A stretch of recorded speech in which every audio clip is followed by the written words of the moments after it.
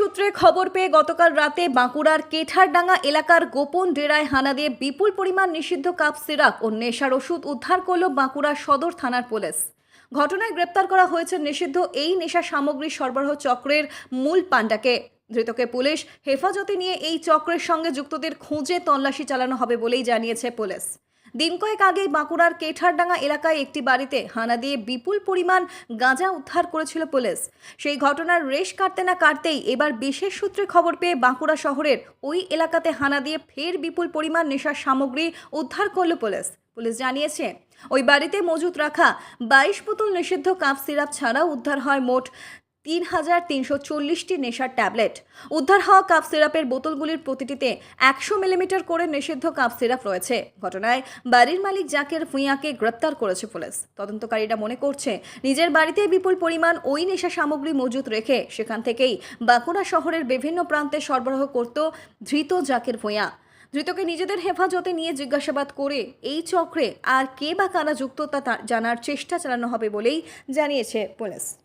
আজকে আমরা বাঁকুড়া থানা জেলা পরিষদ তরফ থেকে বাঁকুড়া থানায় একটা প্রেস মিট ডেকেছি, আপনাদের সকালকে ডেকেছি। কালকে সন্ধ্যেবেলা 21/8/2026 সন্ধ্যেবেলা আমরা সোর্স মারফত খবর পাই যে কেদারডাঙ্গার জাকির ভুইয়া বলে একজন, সে কিছু নেশার কাপ সিরাপ যেগুলো হয় সেগুলো এবং নেশার যে ট্যাবলেট যেগুলো সরকারিভাবে ব্যান্ড বা প্রচলিত নেই সেগুলো সে বিক্রি করছে। তো এই খবর পেয়ে আমাদের থানার থেকে টিম যায়, গেজেটেড অফিসার যায়, ম্যাজিস্ট্রেট অফিস যান। তো আমরা সেই সোর্স ইনফরমেশনটাকে কাল্টিভেট করে জাকির ভুঁইয়া 40 বছর বয়স, বাবার নাম মৃত রহিম ভুঁইয়া, কেদারডাঙ্গা মসজিদ গোড়া বাড়ি, তার কাছ থেকে আমরা টোটাল 22 বোতল কাপ সিরাপ পেয়েছি। কফ টি যেগুলো আমাদের এখানে চলে না বা ডাক্তারের প্রেসক্রিপশন ছাড়া যেগুলো দেওয়া যায় না, সুপ কফ টি। আর 3,340টা আমরা নাইট্রোজেপাম ট্যাবলেট, যেগুলোকে চালু ভাষায় এনটেন বলা হয়, সেগুলোকে আমরা পেয়েছি 3,340টা। আমাদের এখনো তদন্ত চলছে। আমরা কালকে কেবল সন্ধ্যেবেলায় ধরেছি। আজকে আসামিকে আমরা মালামাল সমেত কোর্টে পাঠাবো 7 দিনের পিসিপিআর দিয়ে। মহামান্য আদালতের এরপরে যা নির্দেশ হয় আপনাদেরকে জানিয়ে দেবো। এটা আমরা একটা সোর্স মারফত খবর পেয়েছিলাম যে কেদারডাঙ্গার জাকির ভুঁইয়া বলে কেউ একজন এই ব্যবসাগুলো করছে।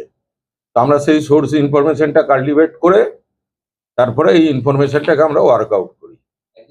এখন আপাতত একজনই অ্যারেস্ট হয়েছে, কালকে সন্ধ্যেবেলারই ঘটনা। আমরা ওয়ার্কআউট করছি। আমরা এখনই বলতে পারছি না, কেন জাস্ট আমি বারবার বলছি যে এটা কালকে সন্ধ্যেবেলায় ধরা হয়েছে। আমরা পিসিতে নেবো, নিয়ে আমরা প্রলং ইন্ট্রোগেশন যেটাকে বলে সেটাকে আমরা করব। এই র্যাকেটটাকে ভাঙার জন্য আমরা সব রকম চেষ্টা করব।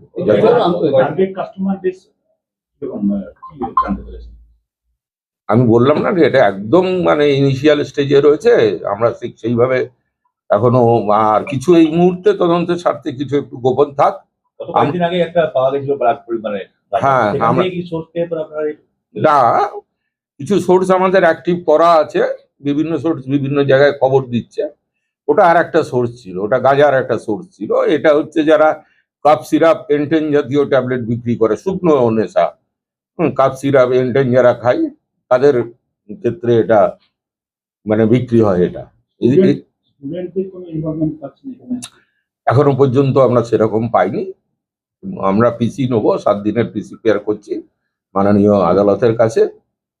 মাননীয় আদালত যে কদিন আমাদের পিসি দেবে, আমরা নিশ্চয়ই এই গ্যাংটাকে, এই পুরো র্যাকেটটাকে আমরা নিশ্চয়ই ভাঙার চেষ্টা করব এবং ভাঙবই। কতগুলো বোতল আছে? বোতল আছে আমাদের 100 মিলিলিটারের 22টা, আর এনটেন ট্যাবলেট আছে 3,340টা। এইগুলো এটা কালেক্ট করতে কি হবে?